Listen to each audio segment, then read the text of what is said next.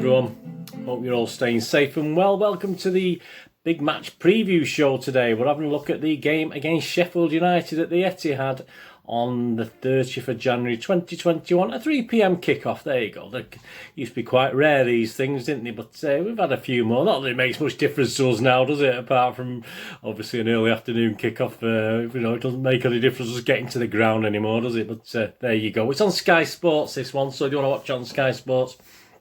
So we're going to have a look forward to that game today with a few things. The usual features, of course. A look at our opponent, Sheffield United, who didn't do too bad in the week, did they? The history, boys, a little bit of history between our two clubs. The odds, of course, just for fun bets. Please, I don't condone gambling. Just a little look at some of the odds on the game and on who's favourites to win the Premier League. That's dropping every time. We'll talk about that later. Please, if you're new to the channel, push that subscribe button. Where have you been?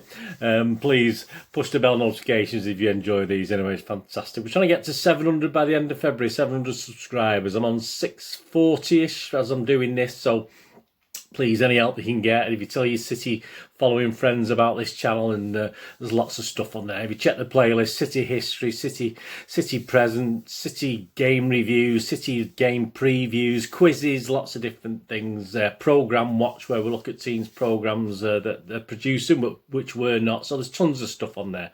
Please have a look at that. And you will see some stuff for my film and TV channel as well. I do film and TV reviews, so that's of any interest to you. Please have a look at that as well, or anyone you might know might be interested. Please point them in my direction. If you can get them to sub, absolutely fantastic. You have forever my gratitude for that. That'd be fantastic. And there's a couple of links on screen for Facebook and Twitter. So if you follow a friend me on there, I do check every 2 or 3 days and follow and friend everyone back, and I post loads of stuff on there as well. So there you go. Right, let's have a look at this Manchester City versus Sheffield United. Right, the history, boys, first. Have a quick look what's happened between us over time. Yeah, I mean, the last time at the Etihad, I mean, I'm not talking about the game at Bramall Lane. Last time at the Etihad, it was a 2-0 win on the 29th of December 2019. Yeah, so one of the final games we were going to, wasn't it? I mean, obviously, it's only a couple of months away from total lockdown. We didn't, obviously, no idea then, had we? No, absolutely no idea. 73% possession for City. 16 shots for City, 4 on target, and 8 shots for Sheffield United, 0 on target. But we weren't very good. I've just had a look back at my review of the game. We weren't very good at all. VAR was very kind to us. I think there was a big toe offside that stopped Sheffield going 1-0 ahead in the first half. And to be honest with you, poor first half, we were lucky not to be 1 or 2 goals down. We weren't really at the races that game. It's not that long. Well, it is. It's over a year ago, isn't it? But yeah, there's no real reason for it. I mean, Sergio was quiet, and we were quite fortunate to get the opening goal as well. It actually, if you remember, the sort of ref impeded the Sheffield, because the ref didn't actually touch the ball. It still counted, but he sort of impeded the Sheffield United player, and we sort of broke through, and Sergio actually scored a goal, but obviously a pass or two later. But it did upset, obviously, the pundits. I don't think we changed any rules then. I don't think they changed any rules because of it. But yeah, it was. Yeah, if you remember, it's very scrappy, and I think if it had been against us, I wouldn't have been very impressed because of the referee getting in the way. Fortunately, as Sergio was dragged off, substituted. Don't you remember that as well? He wanted to walk off the pitch, but they made him walk off the other side to walk right round the ground, and obviously KDB added a second, and of course Sergio was behind the goal at the time and celebrated it like he'd scored himself, which was fantastic. I don't know if you remember that anyway. So yeah, and it's still time for Sheffield United to hit a post. So we're a little bit grateful for that win. So we can't take anything for granted. I mean, Sheffield, all right, we're doing a lot better last season, weren't they? But hey, yeah, certainly not our greatest display overall at the Etihad and Main Road and Hyde Road, etc. Against Sheffield United. We played 56 times, so not overly many compared to some. We've won 29, drawn 14 and lost 13 with 106 goals scored and 74 against. Our biggest home win. I missed out on this one actually. I didn't get to this game. I don't think I did. I can't find a programme. I thought I had got to this game, but I may have done. But I just can't. I mean, we've had that many 6-0s over the years. I'll probably lose track. Yeah, but our biggest home win was 6-0 in the 99-2000 season, the 21st of August 1999. Yeah, it was only our 3rd game of the season. course, after the promotion of the Gillingham. Yeah, I must have been there. I just can't locate the programme for some reason. I have no idea where it's gone. I'll have to replace it, unfortunately, if it doesn't turn up, because I say I can't find it in my little stock room, if you like. Yeah, so well, it's a bedroom, but it's now a stock room. But there you go. Yeah, so. We'd lost to Wolves, haven't we, in the first game of the season, that following season. I think we drew at Fulham, we drew away. And then the third game was this game against Sheffield United, the 6-0, absolutely fantastic. Just over 30,000 there, 30,110. Kevin Orlock scored 2 goals, the 2 goals for the first half. Both penalties, 2 penalties. Remember when we could score penalties? Yeah, Kevin Orlock scored 2 penalties on 37 and 43 minutes. Kennedy added a third on 62. Feed the Goat added another one on 65. Mr. Dickoff on 71. And Gareth Taylor, there you go. He's back with us, isn't he? Gareth Taylor added the 6 on 86 minutes. City team that day: Weaver, Ed, Jill, Vikings, Morrison, Tiato, Horlock, Cook, Whitley, Jeff, Kennedy, Dickoff, and Goldter. Subs: Jobson, he came on. Bishop, he came on. Gareth Taylor, well, he came on and scored, didn't he? And unused subs: Allsop and Wright. There you go. Yeah, and our biggest home losses are both. We've had 2 at 4. We've had 2 4-0s. Not in memory, and I wasn't there at these. So don't before you say anything. I wasn't. The 19-10-11. No, definitely wasn't at that one. October the 8th, 1910. I mean, we did struggle that season. We finished 17th, so just about struggled at. That was Hyde Road, of course. Then back in 1910, and 1930-31. No, I wasn't at that one either. That was 20th of September 1930. Another 4-0 defeat. But we did okay in the season. Not too bad. We finished 8th that year. We actually lost 5 out of the first 7, so we didn't get off to the greatest start. But hey, that was one of the first losses we had. I mean, my first memory, I mean, the image will be up there, but it'd be this one here. This game here was 23rd of October 1971, so I would have been 12, that one. I mean, that's the first one I could find me programmes. I mean, I wasn't too sure if Sheffield United were in the same division before that, but that's one of my first memories. Big crowd, 41,688 at Main Road for a top 4 clash. Yeah, Sheffield sat second, 3 points behind the other United, Man United, and we sat 4th behind Derby County in 3rd. So it was a top of the table clash, and it was a tight game. There's going to be some images you can see on the screen as we go through this. We went on for a 2-1 win, a very physical game. Sheffield United were very, very physical. They're not too bad at that now, are they? I mean, they put the word blade in there so for some reason, didn't they? Mike Doyle and Francis Lee were our scorers, with Dearden scoring for Sheffield United. I sort of remember Dearden, but it doesn't spring to mind. City's team that day: Corrigan, Buck, Donachie, Doyle, Booth, Oakes, Somerville, Bell, Wyn Davis, Lee, and Ian Mellor. Yeah, I'm going to do a feature on Ian Mellor one day. And the sub was Tony Towers. Sheffield United, do you remember any of these guys? Hope, Badger, Hemsley, Flynn, Colquhoun, Hockey. He was a unit. Hockey, I remember. Was it Trevor Hockey? Oh, Woodward, I remember him. Salmons, Dearden, Curry, Tony Curry, fantastic Tony Curry, Reese, and sub was Scullion. Yeah, Jeff Hodgson, little excerpts from his report in the Manchester Evening News on the game. Wyn Davis had 4 stitches in a nasty head wound. This is how physical it was. Colin Bell had a gashed leg. Mike Sullivan also took severe punishment. Yeah, it was a tribute, he said, to the Brave Blues, that they never shirked their responsibilities up front. A less determined side might have been intimidated by Sheffield's relentlessly tough approach. But City took the knots and came back for more, and a 2-1 triumph was no more than their courage deserved. The Blues made it one-way traffic until their second goal forced the Yorkshire side out of their defensive shell. Mike Dole's 51st minute goal was equalised by Billy Dearden within a minute, but before City stormed back to sew it up with a goal that should find a place of honour in the Main Road scrapbook. Francis Lee, who finished the match with a temperature of 101 after feeling the after effects of flu, powered home a great solo effort that gave City their just rewards.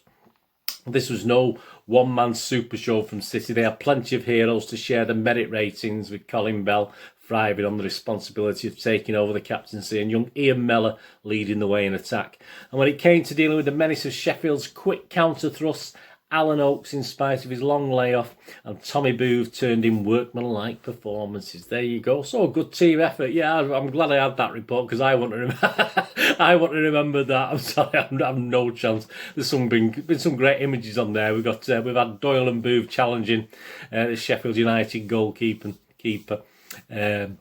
These are taken from the City United programme for the next home game on November the 6th, 1971. Got action of Lee and the Sheffield United keeper. Unusual pose there. That's quite unusual, like a ballet on ice there, wasn't it? And the goal action with Francis Lee and Mike Dawn, a close call from the mighty Wyn Davis. Come on with it, and you'll not see nothing like the mighty Wyn, eh? There you go. We know all the old songs. Yeah, so that's your history. How are they doing? Yeah, I mean, to say they're struggling is possibly an understatement, especially after the performances last season. Perhaps this is a season too far. They have had reasons, obviously. 20 games, 5 points tell its own story before this shock win at Old Trafford. So it's 21 games, 8 points now, isn't it? There's no doubt, I think, that the loss of Henderson going back to United to sit on the bench didn't got the season off to a bad start, but they did get lots of injuries as well, so they were really struggling. But they did lose some tight games, and it seemed to knock the confidence. They played quite well, but they were, they sort of on the losing end of most games at the start of the season, and they never really quite recovered. It's hard to recover from that, isn't it? Obviously, Wilder's done his best to protect his players from the flack from the press and the media and the fans. But as I said, they've had lots and lots of injuries. He was able to make very few changes last season, if you remember, Wilder. Well, this season, obviously, he's used more and more players as he's needed to with what's happening. And a lack of goals has put obvious pressure on the defence, obviously, without that keeper talisman and Henderson that he had for the last 2 seasons. So, yeah, the glimmer, though. They've got the glimmer now, just in time to play City, haven't they? They do have a slight glimmer. They've won a couple of FA Cup games. And, of course, that result at Old Trafford will have buoyed them. I mean, pleased us a little bit, doesn't it? But I'm not saying too much because I knew we were playing them next. But and they're on quite a good run, actually. I think they've only lost 1 of the last 5. So, in themselves, a little bit of confidence is coming back. I mean, Jagielka, I think 38-year-old Jagielka played against United. He was absolutely superb. John Egan, I think, was suspended for that. So obviously John Egan might return, which will be a shame. But then again, it might have took a lot out of Jagielka. He's probably tired out, the poor thing. He had a great game against United at Old Trafford. But say John Egan is due to come back for suspension, so that's good news for them. Remains to be seen. Ex-City Academy player Keane Bryan, whether he'll play a part. He was took off after 53 minutes the other night, so didn't do too well. But they got a guy called Max Lowe who's ready to step in. And they still got injuries. Stevens, Osborne, Robinson, McBurney are all expected to miss out through injury. And Burke, who played at Old Trafford, hopefully he's done enough. Say he's new to the team. Hopefully he would have done enough to earn a start at the Etihad as well. So, yeah, Wilder's still got the same sort of problems. So it is a classic, isn't it? It's a classic top versus bottom.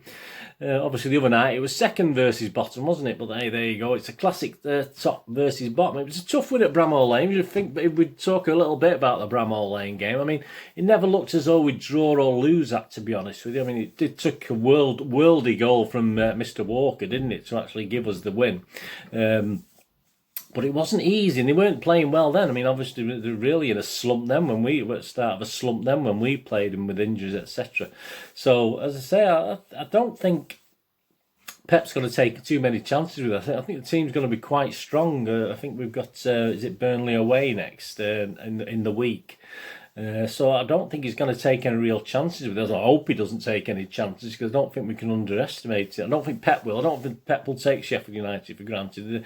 This lot will be buoyed up, as I said, from that trip to Old Trafford. They've already beat one man. They've already beat the Trafford Giant, and now they've got the chance of taking on the Manchester Giant, haven't they? So let's hope. I mean, there's a lot of positivity coming out from our players, a lot of confidence coming out from our players, and we have to take our chances, don't we? So, yeah, an early goal I think is a must. We won't panic, obviously, but if we can get 1 or 2 in that first half. But again, the longer it goes on, but hopefully we've got our shooting boots on again, and let's hope we can do it without the need for VAR or the rule changes or anything like that.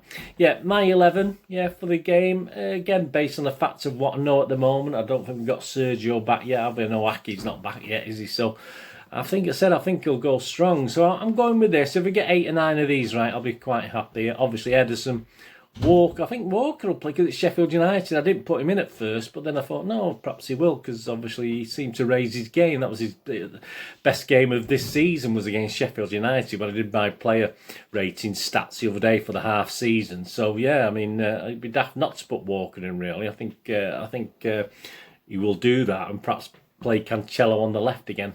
But you never know. He might just stick with it. He might just stick with Cancelo and end up playing Zinchenko. But anyway, I put Ederson, Walker, Stones, Diaz, Cancelo, Rodri, Gundogan, Bernardo, Mahrez, Sterling and Foden. So let me know what you think. Anyway, do you agree with that? As I say, there's a couple of bits there.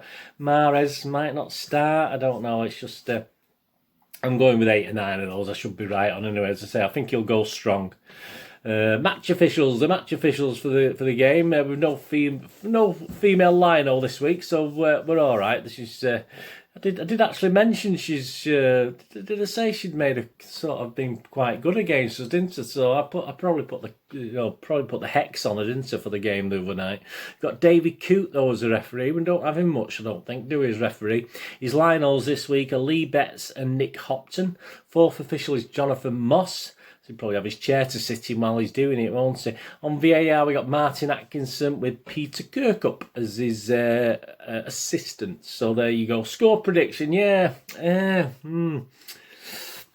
was getting very bold initially, and then when they beat United, I've sort of come down a bit. But I'm still going to go 3-0, but I was saying 2-0 or 3-0 really when we come to the odds and have a look at that side of it. But yeah, I'll say 3-0. I'll be bold and say 3-0. I'll be happy with 4 or 5, obviously, but will we keep a clean sheet? Hopefully, yeah. I think we were quite comfortable at Bramall Lane, even though it was tight. They didn't offer that much, and I don't think they'll offer much again, although obviously they'll be quite, as I said, they'll be quite more up for it, won't they, after what happened on Wednesday night. Right, the odds on the game, here we go. Please, I don't condone gambling. When the fun stops, stop. And only ever bet what you can afford. Yeah, a little loss last time. I was so close again. I mean, I'm always hitting the bar, aren't I? A little 1.7 point loss, so not much money because I don't put much on.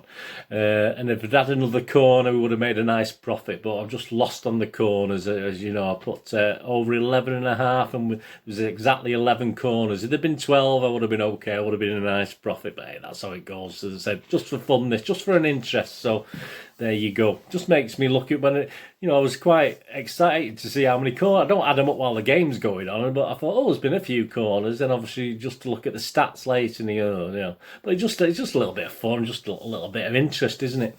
Yeah, for the Premier League now. Yeah, we're the favourites. Well, we've been favourites for a couple of weeks now, haven't we? But 2-7 on now. You can probably one of the best prices you can get for the big bookmakers. Liverpool are 8-1. Second favourites 8-1. And United at 11-1. I mean, that 8-1 might have changed. They won last night, didn't they? I did this yesterday afternoon, the odds, so that might have changed, but they're probably about 7 or 8-1, something like that. United at 11-1. Sheffield United, yeah, well, not to win the league, obviously, but to be relegated, the 1-10 on. So there you go. And the next manager to go is Wilder's the third favourite to go. He's 8-1. So obviously the couple, Mr. Bruce, I think, is favourite at the moment, but he's sort of 8-1, third favourite. And Pep, who after coming in, he was 66-1, then he went down to 50-1. I don't know what he'd done. All of a sudden, he's out to 80-1. So he's probably more solid than ever now, Pep. I wonder why. There you go. Might be something to do with being top of the league. Match odds: City win 1-8. Yeah, not really worth anything, that is it. A draw's 8-1. Sheffield United wins 25-1. Both teams to score. Yeah, I'm saying no, but it's 1-2. That's not a bad price for both teams to score. Yes, both teams to score. And if you say no, it's 13-8. So that is a good price. So that's worth the effort. No team, for both teams to score. So that's worth a look at. Correct scores: 4-0 is 8-1, 8-1. 3-1 is 12-1, and my two little 1 point bets. I've got 2-0, which was the score last time, obviously last season. So I'll have a go at that at 11-2. That's 1 point, and 3-0, as I said before, which is my main predicted score, at 11-2 as well. That's 1 point on that. If you fancied 5-0, it's 14-1. Half time, full time, yeah. City, which I would hope is 8-15, so not great. A draw and City's 3-1. So if they, if they keep it down in the first half, I'm not even looking at. I'm not giving you anything for Sheffield United. They're not going to win this, are they? Let's be honest about it. I'm just looking at it from a City point of view.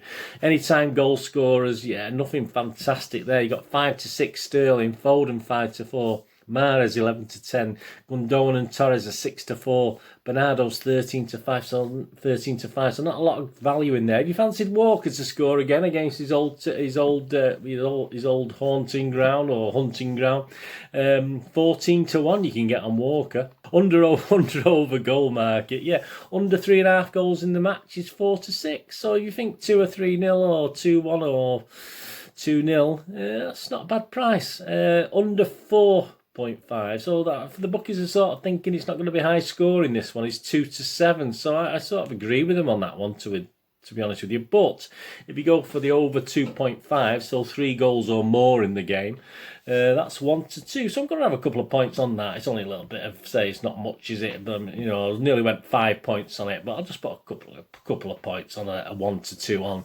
So that's over 2.5 goals. And yeah, the corners. Yeah, here we go. I said we weren't going to touch the corners, didn't we? But yeah, I'm going to do the corners. Yeah, I've decided I'll do the corners. There's a couple of options here. I'm going to go plump for the corners now. Over 10.5, and I think the last 2 or 3 games we've had 11 or 12 corners in the game. So over 10.5 is 5-6. So that's nearly even. That's not far short of evens, is it? So I'm going to have 2 points on that. So we've got to have 11 corners. Keep an eye on it. We've got to have 11 corners or more to get a little bit of money back. So I'll go for that. Anyway, if you're having a little flutter and you fancy if anything's took your eye, let me know anyway. So that's fantastic. Right, and just the final thing, yeah, the We're Not Really Here show that City put out. I've not had a look at it. I don't think the programme's been downloaded yet. I usually have a look at the digital programme, but it's a bit early as I'm doing this to actually see that. But the We're Not Really Here show this week, Natalie, well, it's not Pike, is it? They keep putting Pike, but hasn't she changed the name back now? Because I don't know. It begins with a P, I think, but obviously she must be obviously got a different name now, hasn't she? For I assume because she's been divorced. Or I say I have no idea. I don't know what her personal thing is. I haven't got a clue. But anyway, joining Natalie in the studio will be Mr. Paul Dickoff and Richard Dunn. So if you like those two guys, so that'll be pre-match in the half-time and obviously for 10 minutes or so after the game. So if you enjoy that Really Not Here show. And of course I'll be back with a review of the game on Sunday. I mean, I may put it out Saturday night if I've got the time, otherwise it'll be Sunday morning. And of course I'll be looking forward then after that to the Burnley game. Yeah, it's Wednesday the 3rd of February we play Burnley away, so that should be interesting. And please check, as I say, check my playlist. There's loads of stuff on there. That was the week that has just come out for the Cheltenham. And I can't remember who else we played now. Cheltenham and who did we play? Cheltenham and Villa, was it? Yeah, because we're in Villa. Anyway, that was the week that was for the last couple of games we played anyway, so that's available now. Obviously it was the game where obviously all the VAR came into it, wasn't it? So yeah, so there you go. Yeah, so that's out there. Just check the playlist. That's fantastic. Anyway, thanks for joining me for this little big match preview show. Anyway, all I ask is please, everyone, stay safe. Look after yourselves, look after your friends, look after your family. More important, let's all look after each other.